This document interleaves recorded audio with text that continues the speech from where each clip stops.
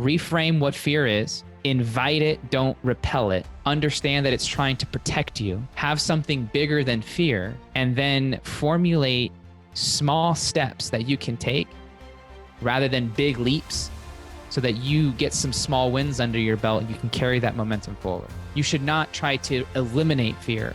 You should try and learn to understand fear.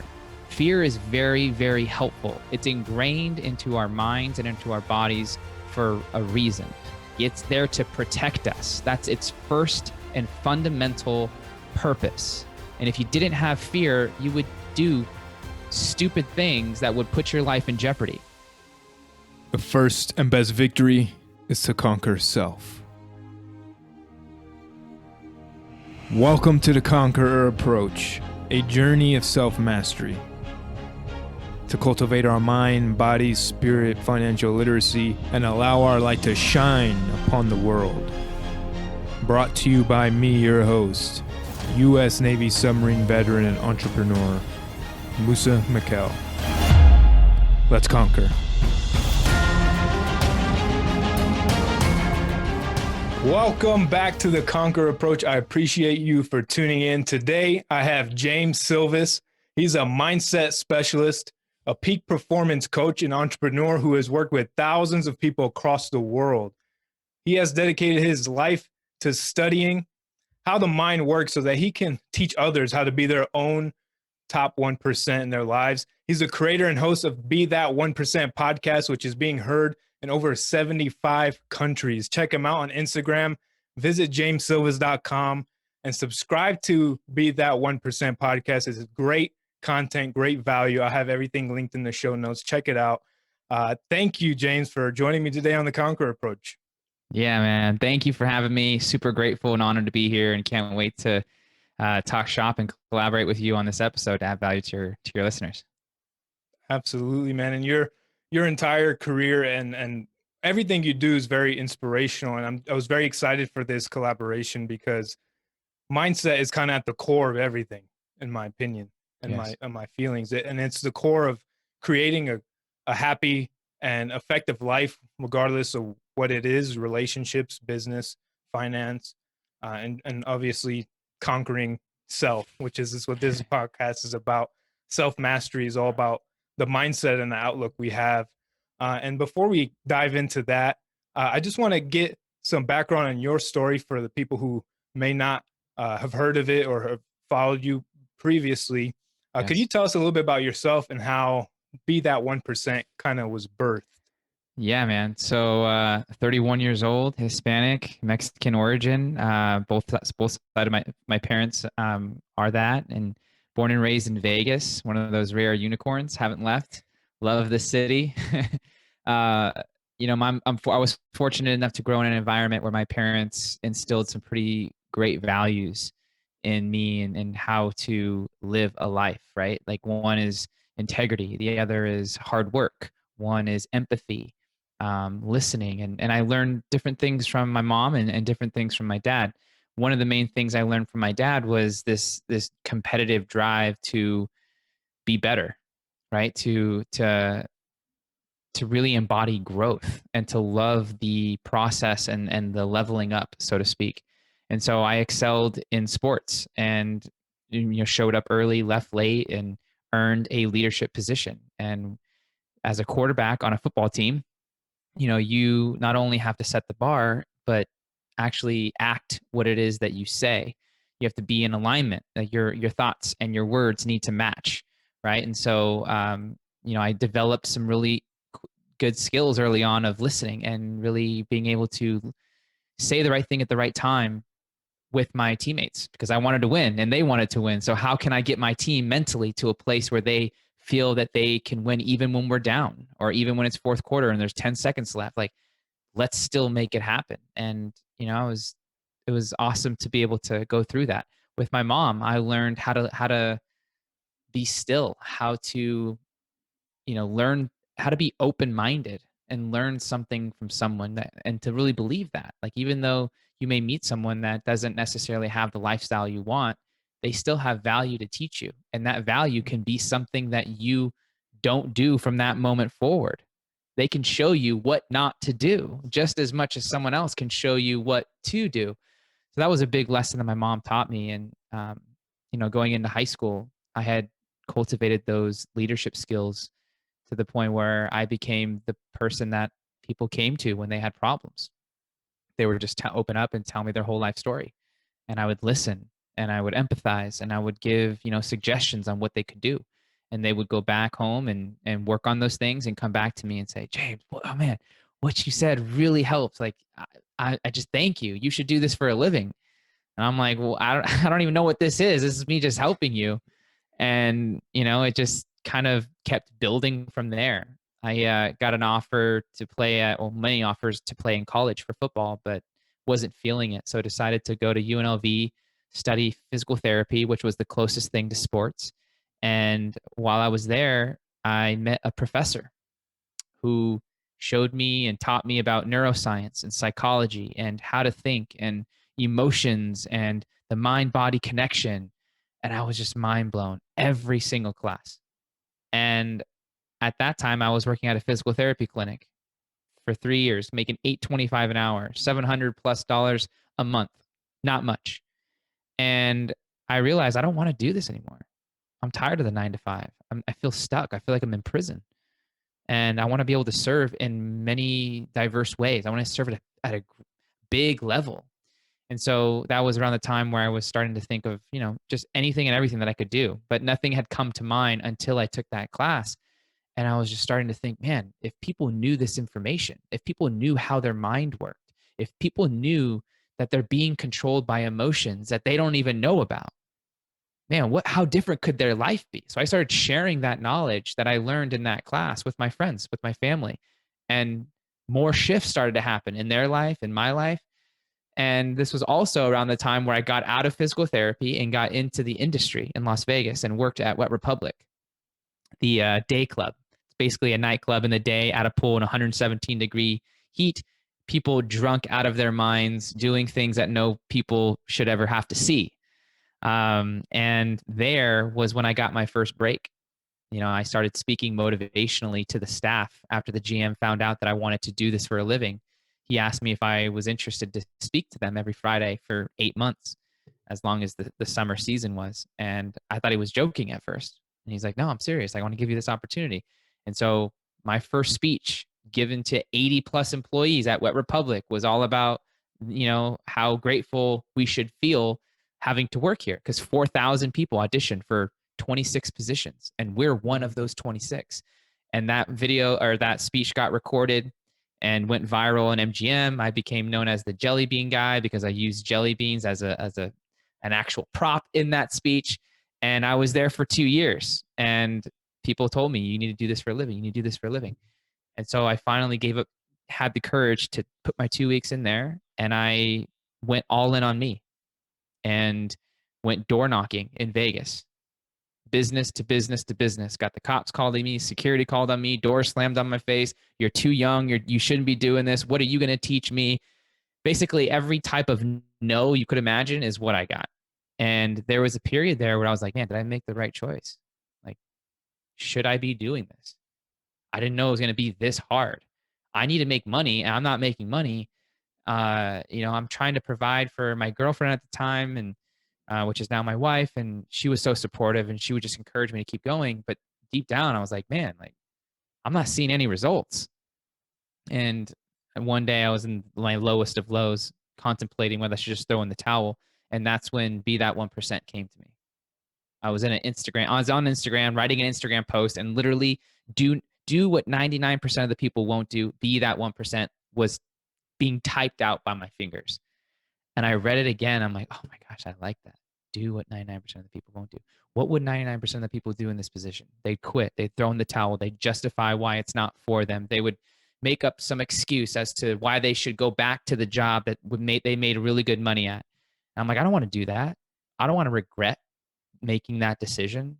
I'm going to do what most people won't do. I'm going to be that 1% and actually follow through with what I said I would. Something that lights me up. I want that. So let me put in the work to do it. And so I got myself back up and continued the door knocking, found a client. They ended up paying me the same amount of money that I made at Wet Republic, working the same amount of days. I convinced them to give me a 30-day trial, got enough results for them to be like, okay, let's sign a year deal. And then that year deal turned into 4 years. And that was the beginning of my career. 7,000 people later, 8 different countries later. Here I am continuing to share what I've learned and really teaching people how to understand their minds. Wow. And I want to emphasize that you hit that low that I feel every entrepreneur on their journey gets to, when it's you're still trying to get everything up and running. You're trying to get that momentum. The good analogy I like is like the rocket ship uses however many thousands of tons of fuel in the first seconds of liftoff, and that's what you saw yourself in, but you had the clarity to keep going, which I love that too, man. I love the 99% do what the 1% would do, because it's true. 99% of people would have quit there, Mm-hmm. because that is not easy to deal with that much rejection. And if anyone is in business, they know rejection is real, but that's just fuel if you Right. use it that way. Right. And that's kind of one of the things I wanted to talk about is the relationship with fear, Mm-hmm. because I feel like you weren't that confident when you're getting rejected over and over at some point, but it was that fear that was the discouraging part of it, Yes. because you were capable of doing it, obviously, because you're doing it now. Like you had what it took. It was just the fear script was starting to discourage you when you're contemplating quitting and whatnot. Can you tell me about how you overcame that fear of rejection? So I want to be careful with my words here, because although fear isn't real, it feels real. And if it feels real, we make it real. And a lot of people will say, I want to be fearless. And I think that that is naive. You should not try to eliminate fear. You should try and learn to understand fear. Fear is very, very helpful. It's ingrained into our minds and into our bodies for a reason. Like, it's there to protect us. That's its first and fundamental purpose. And if you didn't have fear, you would do stupid things that would put your life in jeopardy. So, first, we have to have gratitude for fear, right? And that gratitude for fear then opens the door to explore it. But if you have fear and you don't want fear, so you try to avoid it or pretend it's not there, you're going to lose the battle with fear. In order to overcome is, a strong word. I guess in order to navigate fear, you have to embrace fear. You can't run, you can't hide, you have to walk through it. And through the walking through it, you learn what it is. And all fear is a saying of be careful. And if you don't understand that that's what fear means, then you think fear is this hand that grabs you around your throat and squeezes you, or punches you in the face, or shackles your ankles so you can't move. And yeah, if that's what you think fear is, that's what it's going to do. But fear is really just saying, hey, you're entering unknown territory. And I want you to be prepared for that unknown territory. So I'm coming out to say, stop. Okay. So understand that that's what fear is. And then say, okay, well, why are you wanting me to stop? This is the second part of understanding the fear. Well, I don't want you to get hurt. I'm not going to get hurt. I don't want you to repeat some past pain. Okay, got it. I've already learned from that pain. So thank you. I don't want you to invest all this time and effort and money into this thing and it not work out. Okay, well, I'm willing to take that risk. Like, you can start having that dialogue when you invite fear in. And when you have something that's bigger than fear, like your mission is bigger than the fear, then you'll find a way to get through that fear. But if there's nothing pulling you through it, fear is going to be much stronger, and it's going to be really hard to negotiate and or to have a conversation with fear, and it's just going to bully you into not doing anything and staying safe and playing it in the comfort zone, which is where nothing rewarding ever happens. So I would say reframe what fear is, invite it, don't repel it. Understand that it's trying to protect you. Have something bigger than fear, and then formulate small steps that you can take rather than big leaps so that you get some small wins under your belt and you can carry that momentum forward. Beautifully said, man. And I love the conversation that you're having with it, because I think that's what it really is. Because I believe fear doesn't stop you from doing anything. Right. It's your relationship to it. Correct. Because like you said, it can be helpful. It can be an indication of you're stepping out your comfort zone. You're growing, right? You're not decaying, you're not stagnant. And that relationship, that conversation with yourself when fear is present, Yes. helps you navigate through it and actually take that small first step and start building momentum. And I love the way you put that together. But that also that requires an awareness. It does. That you have to be conscious about, because I know for myself, a lot of the self-sabotaging limiting beliefs were highly subconscious. Mm-hmm. I didn't think I was good enough to do what I'm doing, right? And I feel like that's common with a lot of people, what I've seen. How do you start becoming aware of those self-sabotaging beliefs? Typically, when we identify a limiting belief, we start to see patterns of there's these opportunities that present themselves. You say yes to the opportunity and you fail or self-sabotage that opportunity. If you can look back at your life and start piecing together these patterns, what you'll find is that there is a catalyst that leads to the destruction of your success. That catalyst is the way that you think. And if you blame your lack of success on any other thing but yourself, you've already lost.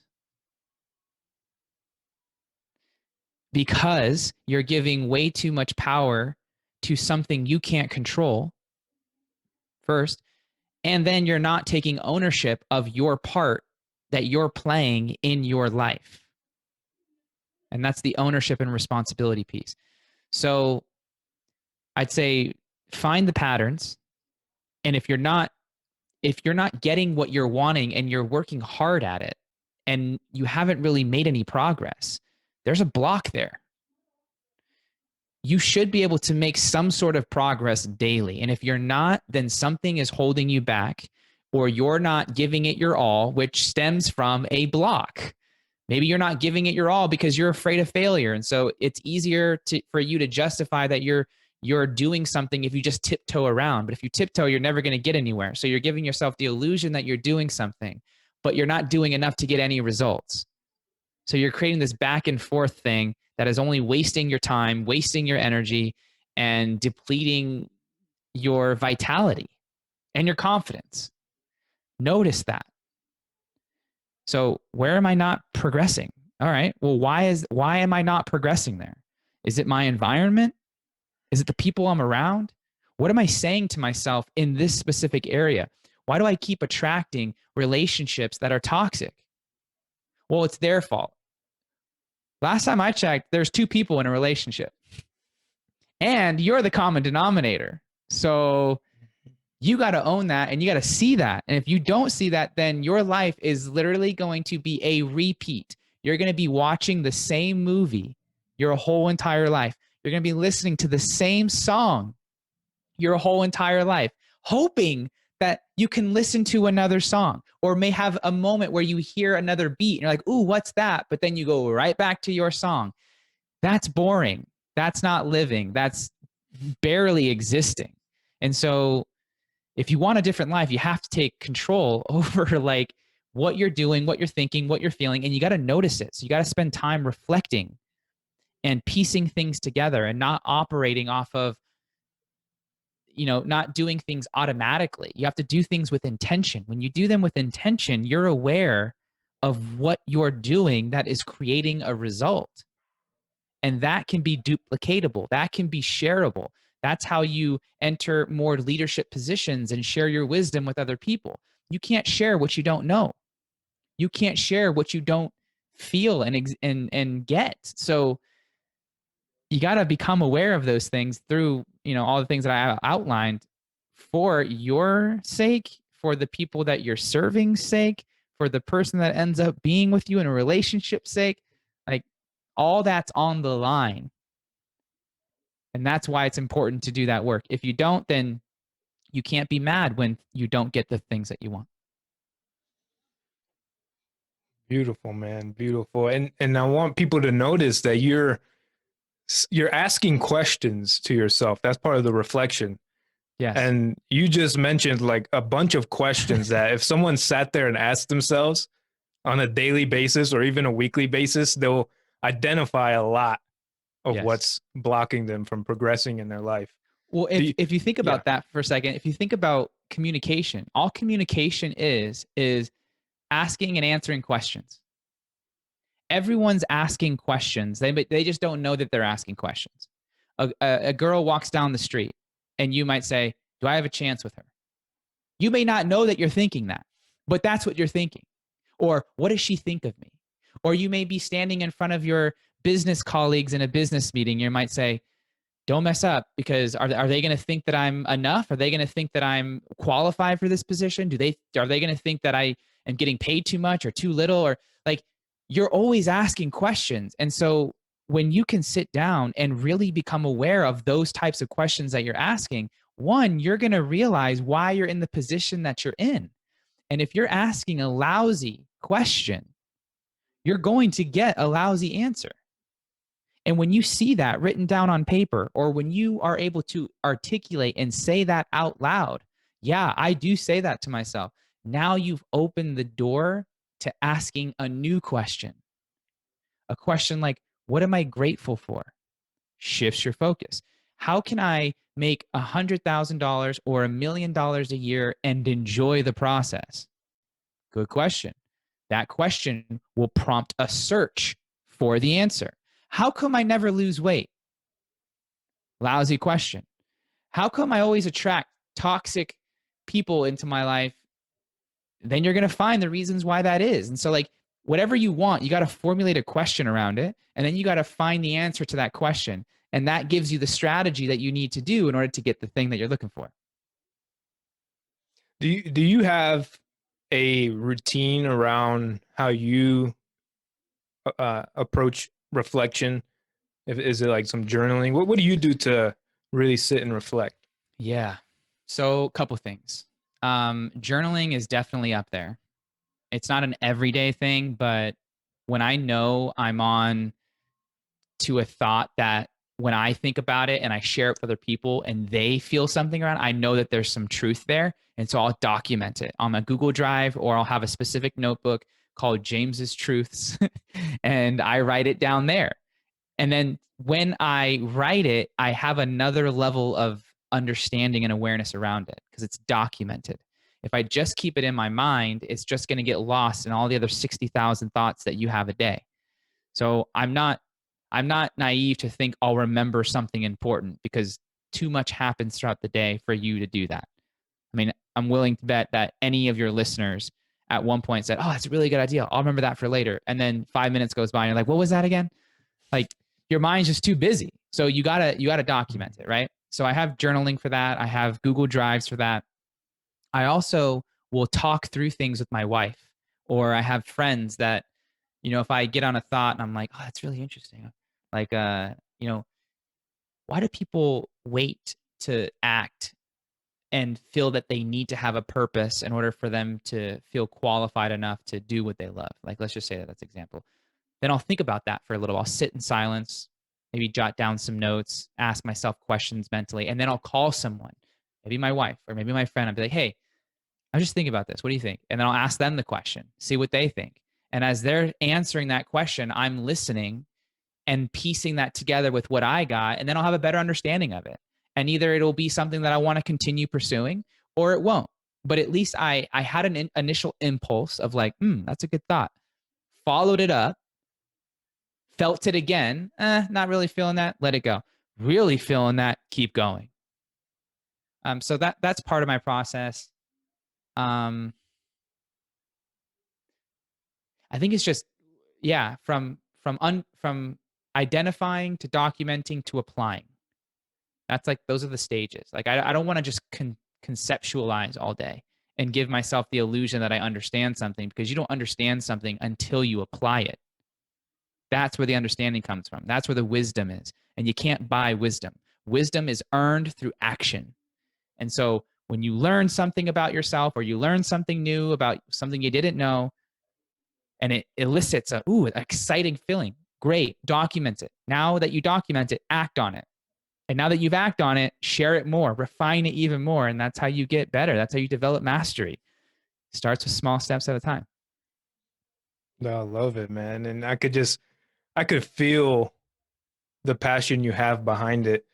Can you describe how it feels now, being where you're at after all the work that you put in? Because someone can look on the outside and see how successful you are, but forget or not even understand everything that went before it, right? The rejection, getting cops called on you, all those things. Right. How does it feel now, looking back and just knowing that you didn't stay stuck at your 9 to 5? Well, first I feel gratitude. And consistency compounds. The things that you do time after time after time, day after day, week after week, month after month, year after year, compounds. You get better. The skill deepens. The awareness sharpens. The knowledge becomes easier to transfer, right? Like, your communication skills just get more polished and refined. And so how I felt then was novice, not enough, young, immature. Well, maybe not immature, but inexperienced, I guess I should say. And now, and back then I was more about proving, right? I got to prove that I know enough. I got to prove that I'm qualified. So it was more about trying to get a certain number of, deals done, or hit a certain revenue number, or get a certain amount of accolades or awards or letters behind my name. It was a lot about having to prove something, where now I've shifted away from that, and it's more so trying to improve, right? So going from proving to improving. And when that shift happens, you care more about the process than the outcome. You fall in love with the process. You fall in love with the work of being better. And you shift from what I do for a living being work to what I'm doing for a living being a mission. And that is a huge change, because if you view what you do as work, it's going to feel like work. And what happens when things feel like work? You have to do them, and you just don't want to. When it's a mission, there's no choice. Like, you're just dedicated. Every moment you have is given to you so that you can further the mission. And I don't really get tired doing what I do. I actually get energized. People are like, well, how do you do these 2.5-day masterminds and then fly to other states and work with other teams every other day? Aren't you exhausted? I'm like, no, I'm actually excited. I mean, the only thing that sucks is I got to be away from my son, and I got to be away from my wife. Like, yeah, that's hard. And there may be days where I need to recover, but I'm back at it. Like, this is what I want to do. This is me. This is not something that you have to call me and say, James, get up. Hey, you got work to do today. No, that I put that on myself, because I view what I do as a mission, not as work. It's not a career. It's a purpose. It's a calling. It's a mission. And that elicits something totally different for me. Now that's possible for everybody. I really 100%. truly believe that. And it's sad to see, with the events of like last year and still going on this year with COVID and everything, and people getting in really deep depression and mental health issues because they didn't have the mindset of creating the life that they want, or their, work towards their calling and their purpose. Can you tell us a little bit how your mindset was navigating through, let's say, COVID in the last year, and like the events? How's that affected you, and what were the questions you're asking yourself to get you through that and helping others? Yeah. So last year, January and February were our best months. And, we were excited for, all the things that we wanted to do traveling wise with the business. And obviously in March, when everything kind of hit, the questions we were asking were like, okay, so it looks like we can no longer serve our clients this way. How else can we serve? What else can we do?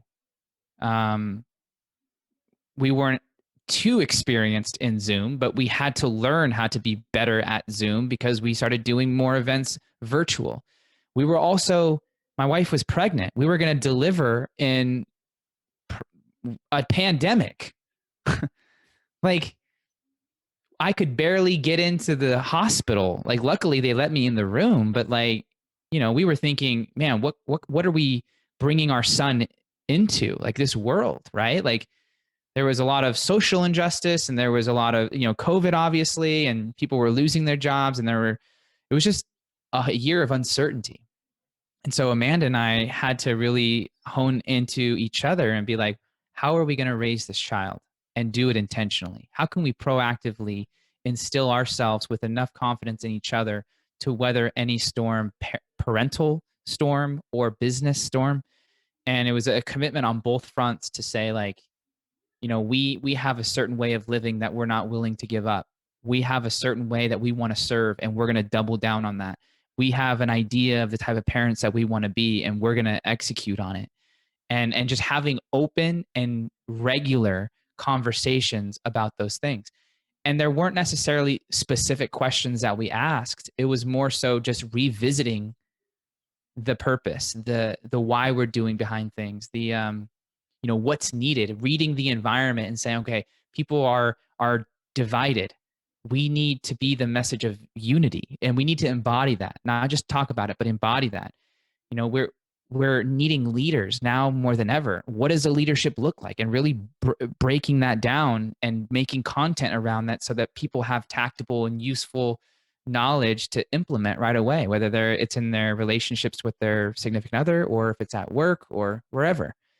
And so I think it was just a lot of, okay, this is the card that we're dealt. Let's play it to the best we can, and let's move from there. It was not a let's pause. It was a let's adjust, let's adapt, let's be flexible. That's a huge lesson for, I feel, a lot of people, because you adjusted, you adapted, and the year didn't break you. And if anything, you said it, you had one of the better months ever. And But that was it was our best year. Yeah, best year. But it was also our highest level of service. Like, having a son, a kid anyway, having a kid just brings your level of attention to detail higher. It brings more love. It brings more empathy. It brings more compassion. It brings more insights. It brings more responsibility. It eliminates excuses. It calls you to a higher version of yourself.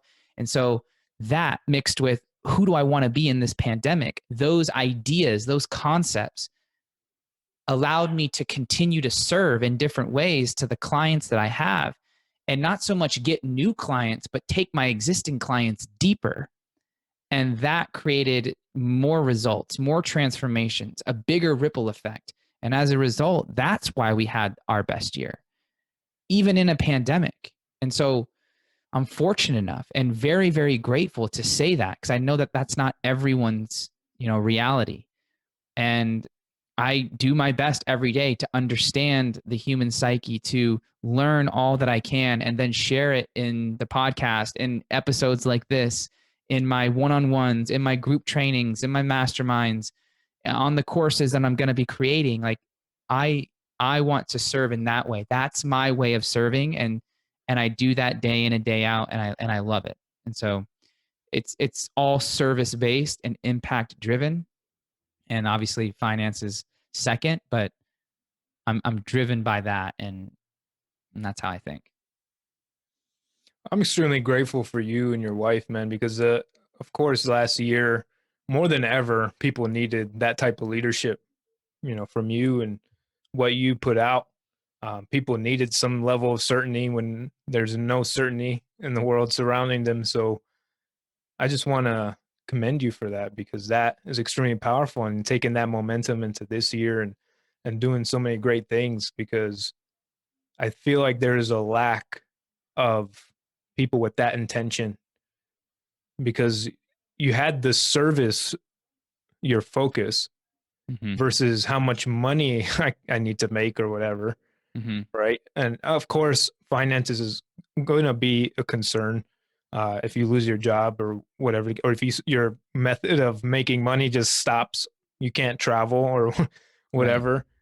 But your intention was so authentic that it led to that much growth.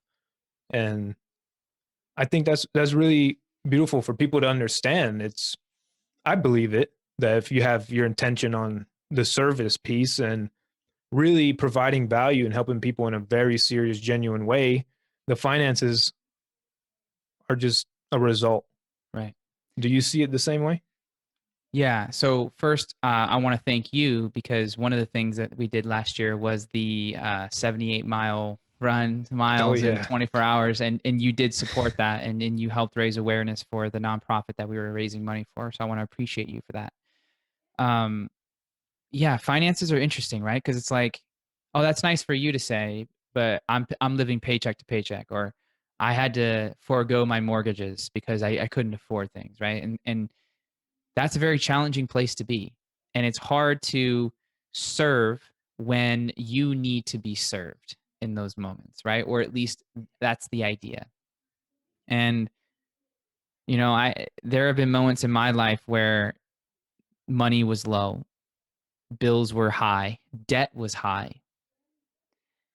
And I'm fortunate enough to have a support system, but I know that that's not everyone's reality. And so I'm not naive to that fact. What I will say is that there's something to be said around the purity of service that opens the door for more money. Money is money follows value, right? And so it's fine to want money and to want a lot of it. There's nothing wrong with that. But if you're going to want a lot of it, then you have to understand that there's going to have to be a lot of value given. That's just economics. You have to give value. And so, whether it's in your current job at a restaurant, at a law firm, at a gym, wherever, the more value you can offer, the more opportunity you have to raise your capital, to raise your money. And I just really want to make sure that that's the piece that people get. And although in troubling times and in uncertain moments, like, it's hard to think like that, but if you could listen to episodes like this that spark that thought again, or have people in your corner that remind you of the service, I think you'll have more success in maintaining your wealth and attracting more wealth, because of the type of person that you are, and the grace and the energy that comes from the servant attitude, or the servant heart, or the servant mindset. And with that, I feel one of the very important pieces to it, especially when times get difficult, because for anybody, they're going to have challenges, whether it's a pandemic or not. There's going to be obstacles. Having that support system, Yeah. and times like difficult times, any difficult time, you notice you have no one to lean on. And if there's no one there, that should be something that brings awareness to yourself, that I Yes. need to create this support system.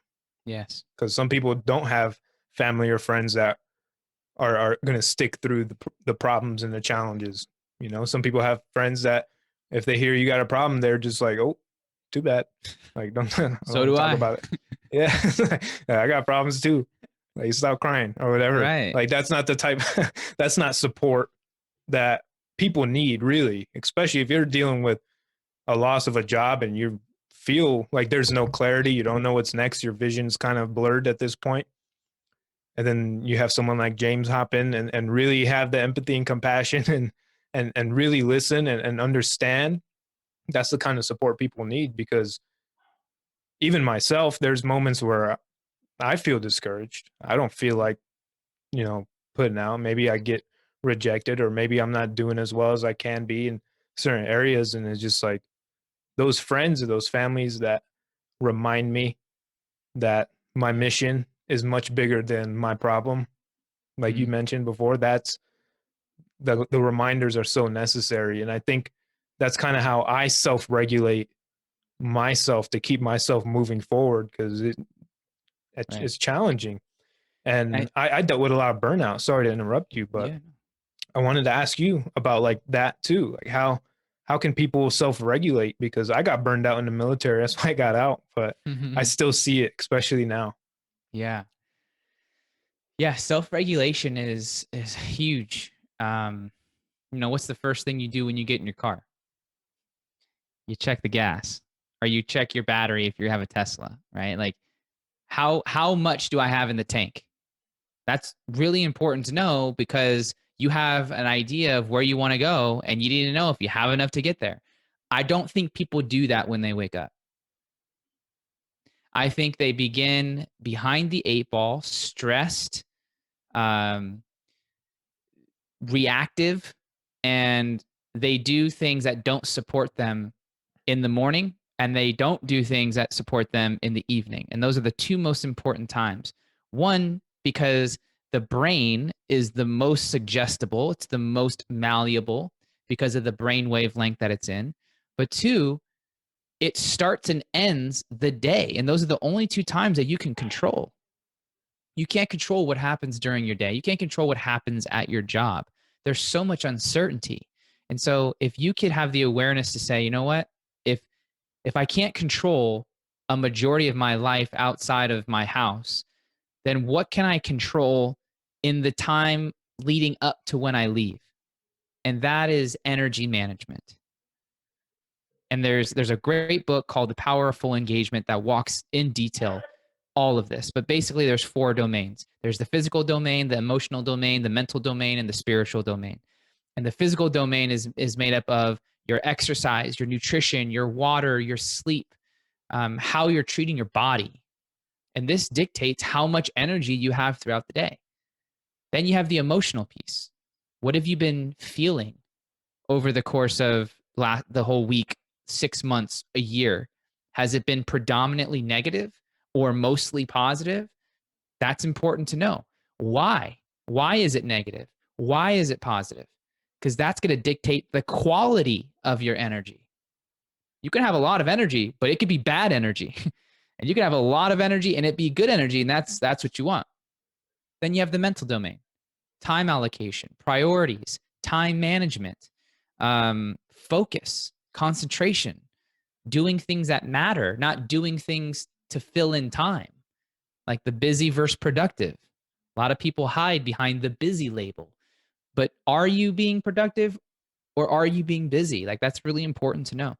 And then the spiritual domain is really just understanding what your values are, what your vision is, where are you going, what's the direction, what's your definition of success, why are you working so hard, for what, and how do you know if you get there, how do you know if you're on your way to it?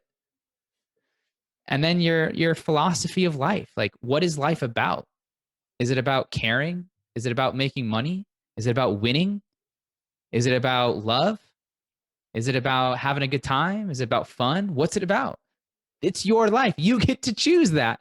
What is it about? What type of story are you going to live? What type of character are you going to be? What type of category is your movie going to be in? Is it going to be a tragedy? Is it going to be a mystery? Is it going to be a romantic comedy? Is it going to be an adventure? Is it going to be a documentary? Like, what? You get to choose. And when you get a good pulse on those four areas, then you'll have a really good measurement on your gauge on how much gas you have in the tank. And you'll say, man, I didn't sleep well last night. Okay, how can we make up some of that energy with your nutrition or with some exercise or with some meditation or revisiting your why to get like, that extra surge of energy to do what you don't want to do. I think when you have clarity around those aspects, it's easier to self-regulate and remind yourself of what's important and not get carried away in things that don't matter. I love it, man. I love it. Thank you for that. This episode is just full of gold, I feel, man. And I'm grateful because I know someone listening to this has gained a tremendous amount of value of things that they really can reflect on and contemplate and start making those improvements in their daily life now instead of someday. Start Right. making their life better, right? Start changing the production of your movie, Yes. and start surrounding yourself with new cast if you need to. Yeah, right? Write some new characters. Yeah, maybe that guy's not filling the role necessary, man. Hollywood's brutal when it comes to that. That's true. That's true. Man, before we wrap this up, I just want to give you opportunity to let people know the best place to reach you, wherever you prefer. Yeah. Yeah. So basically Instagram, that's where I'm most active.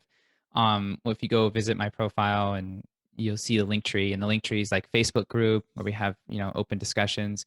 You have the podcast, which you referenced earlier, and then you have the website, everything's there. So James_Silvas, which you already mentioned, you'll put in the show notes, but that's the best way. Right on, man. I truly believe the best gift we can give people is our time and our authentic self. And you did that here today with me. So I appreciate you. And I'm very thankful for you coming on this show today, man. Thank you, brother. Appreciate you, and keep doing what you're doing, man. Thank you, sir. That is all for this episode. Thank you for tuning in. If you found any value in this episode, someone you know will also. Please share, subscribe, leave a rating and review so we can reach more people, have a farther ripple, and a larger impact. Stay grateful. I appreciate you. And remember, you are a conqueror.